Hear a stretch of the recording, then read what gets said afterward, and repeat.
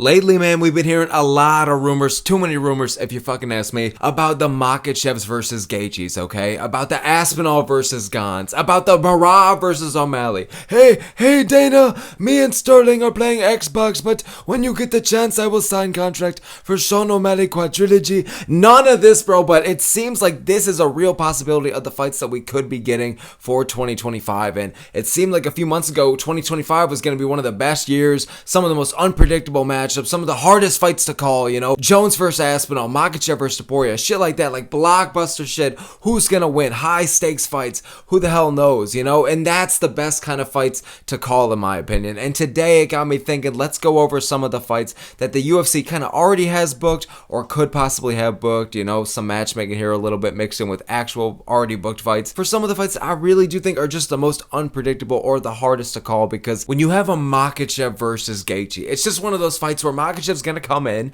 as some crazy minus 800 favorite, but hey, don't get me wrong, Gaethje's got a puncher's chance. He's been around the game, but it's just not as exciting or as intriguing as like a Makhachev versus Saryukian or somebody fucking else like Topuria, where it's just a little bit more who the hell knows is gonna win, or it's just a little bit more, there's more to talk about, there's more to think about, there's more possible outcomes. Just some of the best build-ups are just the ones that are the hardest to predict. It gives you the most to fucking think about, the most to talk about, and we're gonna go over some of those matchups today. Flyweight through heavyweight here. Obviously, some divisions are going to be a little bit deeper than others, but it is what it fucking is. Hey, it is what it is, brother. You know, we'll find out Saturday night, but you know what? I guess we should start with the lightweight division. Speaking of Max fucking Holloway here, I think Oliveira versus Holloway, this is kind of an example of a potential fight that we could see. There's some talks about it, and I feel like this is a really fucking hard fight to call, okay?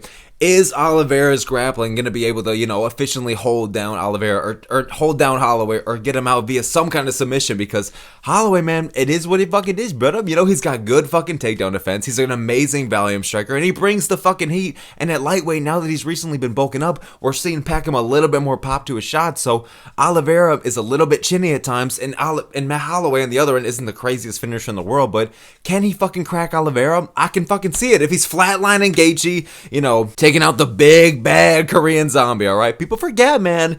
But Holloway versus Oliveira is just like one of those matchups where it's like, is Holloway's grappling or defensively especially going to be able to survive against Oliveira, especially this patient and technical Oliveira that we're seeing? You know, he's fucking sniping you on the feet and trying to just smoothly kind of make his way like a motherfucking snake to these submissions, and a lot of the time he's getting it, man, or he's piecing you the fuck up. So I think it's a really intriguing matchup for the division. Makes sense for both guys. There's big title shot implications after this, but I like it. It's really hard to fucking predict. Moving on to another one we got here, I guess speaking of the lightweight division, let's talk about the big and the obvious here, Makhachev versus Topuria. I mean, this is as close as it gets, y'all. You know what I mean? But the thing that makes this one so special as well is that it's just so fucking high level, man. It's pound for pound number one versus pound for pound whatever the fuck Topuria is. Very up there. I mean, and say what you want. Like, Jones arguably doesn't even deserve to be on the list anyways. He's not even fighting. Say whatever you want. I mean, Pereira fell off now. You know, we got, hey, you know, Bilal Muhammad, the next GSP. You know, he's up there. Drickus is up there. So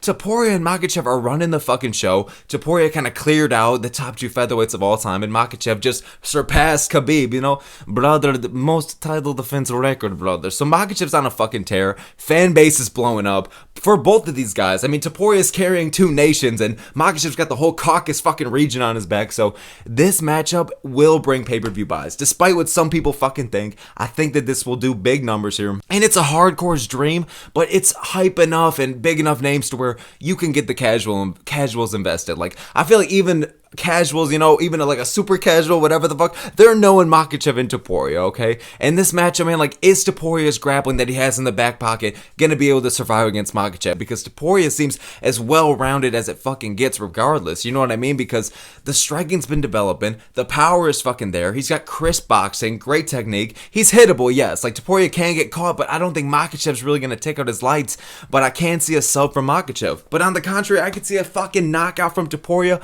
I feel like it's just both these guys are some of the most well-rounded, perfectly balanced fighters in the UFC. Like, yes, they have more clear pathways to victory than others. Like, obviously, Makhachev's going to want to take this fight to the ground. Topuria is probably going to want to stand and bang here, you know. At the end of the day, this is a fucking hardcore's dream, and even then, we can get this hype enough for the casuals. There's huge stakes and legacy on the line, and I feel like this fight is just it's going to get a lot of talk. It's going to get a lot of hype because you really don't know which way it's going to go. I feel like it's very 50-50 in terms of just the fan base and just stylistically on like who's going to get the better of who. Like there's a really good argument for either guy here, for Makhachev and Topuria. Just depends how you want to look at it, what you want to value. And these are the matchups we fucking need. You know, I don't want to see Makhachev versus Gaethje or some bullshit like that, or Makhachev versus Hooker or something like that. Like another rematch for Makhachev. I don't want to see it, man. Like if it's not Saryukian or if it's not Bilal Muhammad, you know, let's fucking just do it already for Ilia Topuria. I understand that he's got to fight one more fight, but at least for Makhachev's team has come out and said that, but it is what it is, man. It feels like they're kind of wasting this opportunity.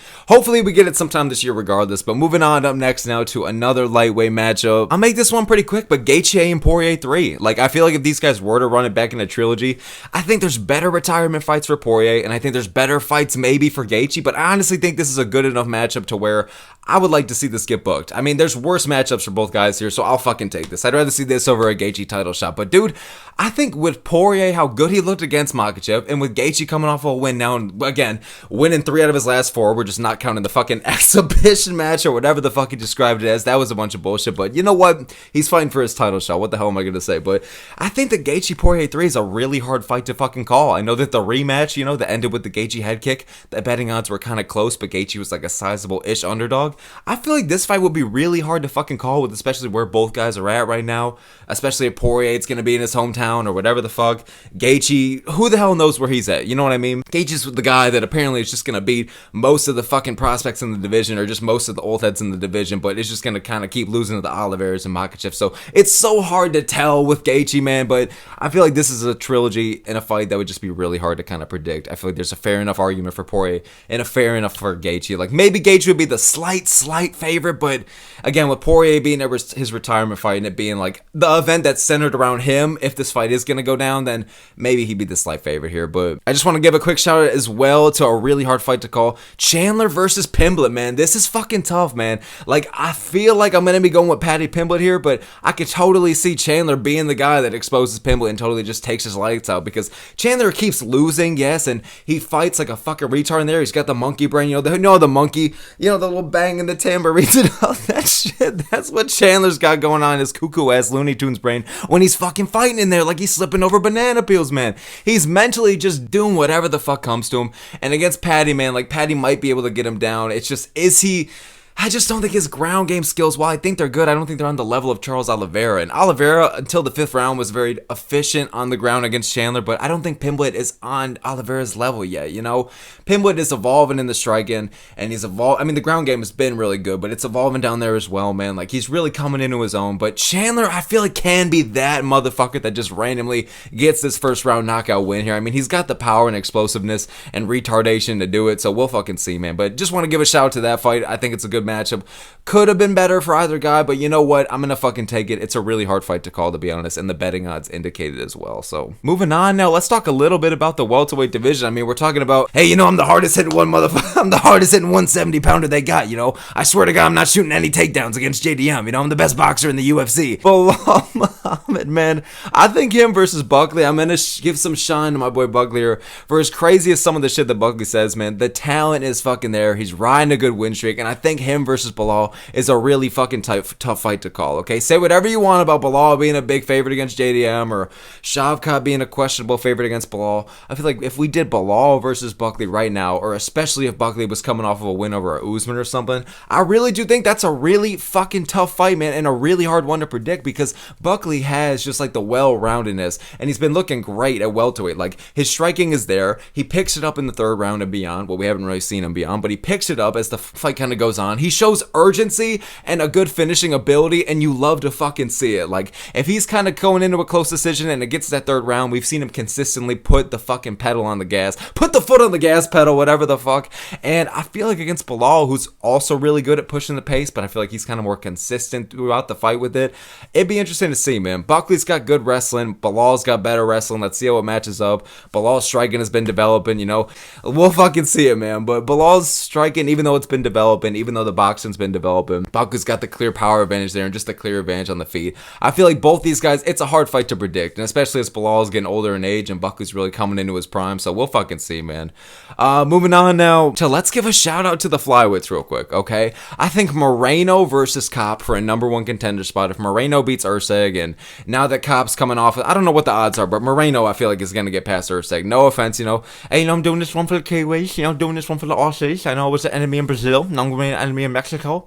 You know, it is what it is. I'm going for that belt. Poor motherfucking Steve Urseg, the Dominic Reyes of flyweight here, but I feel like if Moreno takes on Kape for a #1 contender spot sometime in the summer or fall, that's a really hard fight to call, especially if Moreno's looking good against Albazi and potentially against Urseg. Like, we'll fucking see it, especially at flyweight. Like, it's hard to get past Royval and Moreno, man, to get to Pantoja. That's why there's so many repetitive matchups we've been seeing, but at the end of the day, Kape is on a fucking tear. He's really setting himself up. We're seeing himself active now. He's the biggest trash talk in the division, riding a lot of hype. He's coming off of a great couple of wins. You know, he's going fucking ultra instinct in there, and we love to see it from Kape. He's what the flyweight division needs. So if you're not going to do Cara France versus Kape, and if you're not going to do Merab versus Pantoja, I mean, fuck it, man. Moreno versus Kape makes sense sometime later this year for a #1 contendership spot. And with how good both these guys are on the feet, it's going to be a really fucking hard fight to predict. So it'd be a striking spectacle. Fucking spectacle. It'd be an amazing fight. And I'd love to see it for both guys. So it's a really hard fight to call. Moreno versus Kape here.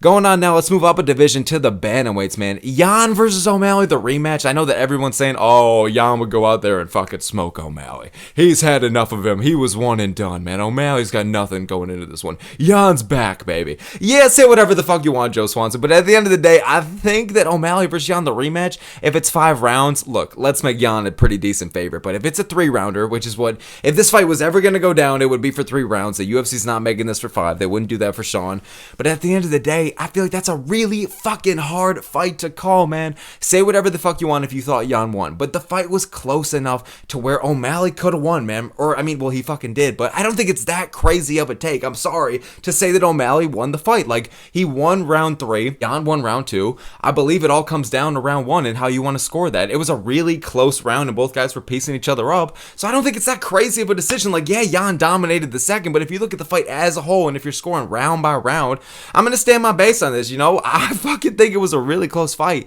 and I think O'Malley's one of the best strikers in the division. I think Jan is as well. Both these guys are. It's why it's a really great rematch to make. It'd be a striking spectacle once again, and has O'Malley's takedown defense developed in the past few months to where he could fucking do something against Jan to where that second round is going to be prevented this time around. You know what I mean? So O'Malley could get a win here. Jan could get a win here. They're both in their fucking primes. Jan's on the streak now, and O'Malley's coming off a loss, so who knows how that kind of affects everything. But this would be a really fucking tough fight to call, man. So we'll fucking see. But the UFC's going to give us fucking Merab versus O'Malley too. It is what it is, bro. Fucking hell. But moving on now to, I guess, another matchup that's going to be pretty fucking tough to call here for the featherweight division. An underratedly tough fight to call, okay? And don't get me wrong, big bad Volkanovski versus Lopes here. Volkanovski, I'm rooting for him so fucking bad in this fight. I really want to see Volkanovski get this win, and I get that he's the slight favorite, but why is everybody talking about it like the fight's already done and Volkanovski's got this in the bag and he's getting the belt back? It's fucking concerning, okay? Especially in MMA where, like, we've seen this trope before, we've seen this energy, and a lot of the times the guy that we hype up ends up fucking losing, and I don't want to see that for Volk. I want to see him beat the curse, beat the allegations, get the belt back, and I'm the type of guy, the greatest comeback of 2025. I want to see it for Volk, man, but Lopes, while I do think Volk is technically the more skilled fighter, I like what I see out of the wrestling, out of the striking, out of the cardio, fight IQ. Volk really does do it all really great everywhere. But Lopes, you could argue, does it great everywhere as well. I just think on a lesser scale, and I think he gasses out, doesn't have as much, he has a good experience, but not as much high-level experience as Volkanovski, so I think that Lopes is very, like, Charles Oliveira-esque in terms of style, but I just think that Volk is the more polished fighter. You know what I'm saying? Well-polished fighter. Like, Volkanovski's striking, I know it's a little bit less powerful, a lot less powerful than Diego Lopes, but I think in terms of the technique, the precision, the volume, I think that you could give it to Volkanovski, man. It all depends on the chin here, bro. That's what makes this fight so hard to fucking predict. It was the same thing for Prochazka versus Hill. It's one of those matchups where it really is very reliant on how the guy's chin is, what state it's in, because if it's not great, man, if it can't hold its own, then fucking good luck going against the power of a guy like Lopes. But skill for skill wise, man, like Lopes has great jiu-jitsu. He's very explosive, great on the feet, has power, but we'll see if the gas tank's there. We'll see how the experience does against a guy like Volkanovski. Yeah, beating Ortega and fucking, all these other guys kind of coming up in the rankings. Ige, yeah, it's impressive, but Volkanovski is a step above. Even if it is Volkanovski who's coming off of these back-to-back losses, it is what it fucking is, man. I'm rooting for Volk hard, okay, and I think that he has all the skills to do it, and he is the more well-polished fighter, the more well-rounded fighter, the more experienced fighter, but Lopes is still, man, momentum is everything sometimes. Momentum's a real fucking factor, and Lopes has the power to crack Volk, man, so even though I do think Volk is the more skilled fighter, it's a fucking nerve-wracking matchup, and even though Volk's a slight favorite, it's not like these are crazy margins, and even then, like, the fight's a month out, like, I could see the odds going down, so holy fucking hell, man. So Volkanovski versus Lopes, I think it's a really tough one to call. Moving on now, let's talk real quick about the middleweight division here. Dricus du Plessis going against Chimaev, dude, is a really fucking tough fight. I know Chimaev's going to be like a minus 230 favorite or some bullshit like that, but I'm going with Dricus, and even then, I can admit that it's a really fucking tough fight to call, bro. Like, Khamzat Chimaev's grappling is so fucking dangerous compared to everyone else, and while Dricus is, say whatever you want about the banana peel slipping style, the blindfolded style, the goofy goober drunk man style, say whatever you want, he's been looking better and better. Dricus is so fucking well-rounded. He's got good striking. He looked fucking technical, I dare say, in the Sean Strickland rematch. Here's the fucking thing, you guys. I gotta give it up to the Flying Dutchman. He went out there and pieced me the fuck up. Broke my nose a little bit in there, you guys. What the fuck are you gonna do? Dricus went out there and pieced him up, bro. And just in general, man, like knocking out Whittaker in a round, submitting on Adesanya, the first guy to do that, even if it is a little bit on the decline on Adesanya. It is what it fucking is, bro. I think Dricus is just so there and in his prime and on a great run, and Chimaev is just the boogeyman of the fucking division. I love this matchup. It's gonna do blockbuster numbers, but put some respect on the champ, man. Like, when these champions come in, it's like these big underdogs. Like, you gotta take it with a grain of salt sometimes, man, and just be like, you know what, a little bit disrespectful. We just saw it with Zhang Weili, you know what I'm saying? So don't get me wrong, sometimes the champs get a little bit too much respect, a little too many people picking them, like we just saw Pereira versus Big Ank, but we all kind of fell for that one, and we just saw with Sean and Marab, whatever. We get a little fooled sometimes, all right? But at the end of the day, this is a matchup where Dricus could totally win this, Khamzat could totally win this. Whose style and whose power is going to get the better of who? Because Dricus is dangerous everywhere, and Chimaev is solid enough on the feet and powerful enough on the feet to where he can make this a back and forth brawl. Who the fuck knows is going to win, man? I know all y'all going to be picking Chimaev, all right? I don't think it's that crazy of a pick to go with DDP. I feel like a fair amount of people should be going with him, and I think he's going to win this one. I think Chimaev could easily gas out after the first couple, but then again, I said that with Whittaker. I was that motherfucker that said Whittaker was going to beat him by decision, bro. Hey, once Chimaev gets past that first round, he's got nothing on Whittaker, and that aged like fucking milk. But if Chimaev can't take out Dricus in the first couple rounds, I think the fight's just going to favor him more and more. But again, Chimaev's one of the most dangerous first or second round fighters there is right now on the entire roster. So who the fuck knows, man? Moving on to a fight that I think is underratedly hard to pick, bro. Big Ank versus Yuri Prochazka. Now, I know that the rematch between Big Ank and Pereira is also really hard to call, but dude, Big Ank versus Prochazka, man, am I crazy for thinking Prochazka takes that one?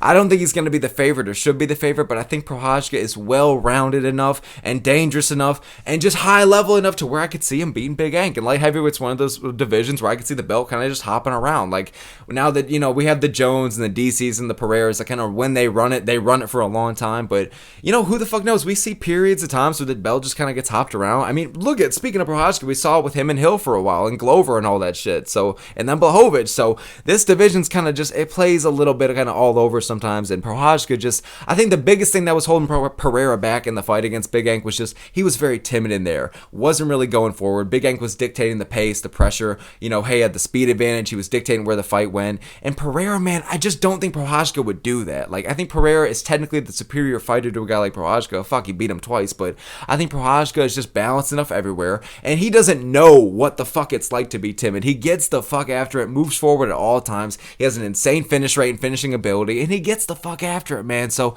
at the end of the day, Prochazka, I feel like, could bring it in ways Pereira couldn't, and lightweight, I could see just being one of those matchups where it's just like a fucking weird triangle of MMA math doesn't make any sense, but the belt gets passed around a bit. So Big Ank, really dangerous. I could see him, Dagestani brother, holding the belt for a long time, but at the end of the day, I'm rooting for Prochazka here, and I could see him getting it done, and I think it's a really fucking hard fight to call. A lot of Prochazka's fights, they are really close in the betting odds when they are tough to call, bro, because, that makes a fucking sense, obviously, no shit, but at the end of the day, man, like, even Prochazka, when he lost the first time to Pereira, the odds makers had so much respect on him to fucking make it the betting odds so close, even though going in the Pereira rematch, and even against Hill, like, he ended up becoming the slight favorite by the end of it, even with all the chin is washed allegations. So I feel like this is a great matchup to predict, man. It's a really fucking hard one too, but it's a great fucking matchup. I think Prochazka would bring the fire out of Big Ank, and even though Big Ank puts on some fucking stinkers sometimes, I feel like it'd be a bit of a banger. You know what I'm saying? Prochazka literally doesn't know how to have a boring fight. So moving on now to a couple of the most well-known middleweights we got here. A potential matchup we could see. Maybe we should get to see it. All right, let's do Sean Strickland. Let's do him against Robert Whittaker, baby. I think it's a matchup that makes sense. You could do Strickland versus Adesanya too. You could do Whittaker versus Barajo. I say you do Strickland versus Whittaker, okay? Maybe, alright, whatever the fuck. We can mix and match here. Middleweight's on fucking fire right now. But at the end of the day, Strickland versus Whittaker is a matchup I think a really fucking hard fight to predict. At the end of the day, they're in such weird places in their careers where it's like they can still beat most of the division, but when it comes to like the upper echelon, I don't think they're getting any close to the belt, at least anytime soon or really at all. Like, I feel like the days of Strickland and Whittaker passing around the belt could be done, or really getting a hold of the belt could be done. So you know what, man, like, there's still a chance they can get a crack back at it. Like, they're both relatively young, they're not over 35, and that curse doesn't even really matter at, should I say, at middleweight and beyond. So it's like, fuck it, let's have some fun with this one. All right, in the words of Joey Diaz, like, let's have some fun. We can mix and match pretty good here at middleweight, and I think Strickland versus Whittaker is a really good, I shouldn't even say like a Unk versus Unk matchup, because again, like, both these dudes, they're around like their early to mid-ish 30s, like they're both in their fucking prime. Like, I feel like this would be a good back and forth. I know that Whittaker can have some fucking duds of fights. I know that Strickland, despite all the we're gonna go to war for you people, we're just gonna bleed, we're gonna die in there, we don't really see it sometimes. So at the end of the day, I feel like it's kind of hit or miss with a Strickland fight, and it's kind of hit or miss with a Whittaker fight. But we've seen Whittaker in some fucking wars, and we've seen Strickland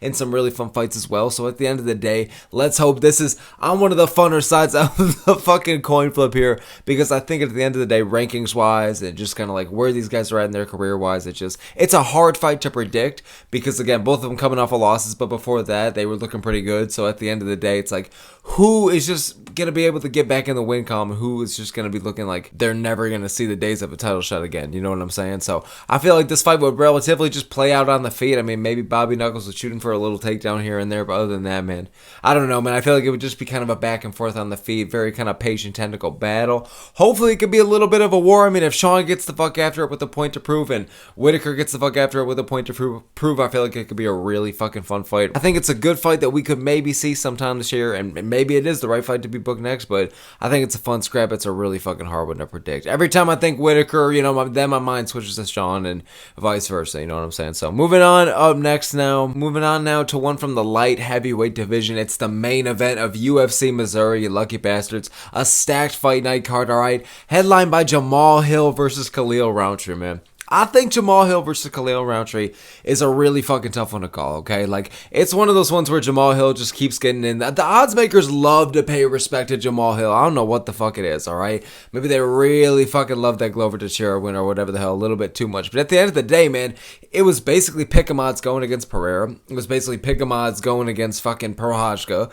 Two former champs, some of the best heavyweights, to ever fucking do it. And then now against Khalil Rountree, even though Hill is coming off a little bit of a loss streak right now. I know Rountree's not all that in the first place to begin with, rankings-wise or whatever the fuck, but at the end of the day, like, a lot of respect is being put on Rountree right now. He's riding a lot of hype since the Pereira performance. So the fact that it's just Jamal Hill gets so much respect that even now, this fight's a pick-em as well. Say whatever the fuck you want about Khalil, whether, some people think that Khalil is just going to go ahead and KO Jamal Hill in one round, and then you got some people that think Jamal Hill is going to go out there and smoke Khalil in one round, and it's like, this fight's already hard enough to predict because Khalil's coming off of a loss that really kind of put him on the map. It kind of did a bit of good for his career, even though it was a fucking loss. Like, and then you got Jamal Hill, who is just still in it. And you could tell he's itching to get back in the win column, and he's fucking hungry because he's making such a quick turnaround. He tried to do it after 300, ironically, against Khalil, but he ended up pulling out due to injury. But I think we're going to see this fight fucking go down, man. And at the end of the day, Hill is skilled enough and just such a good boxer where I could see him getting the win here.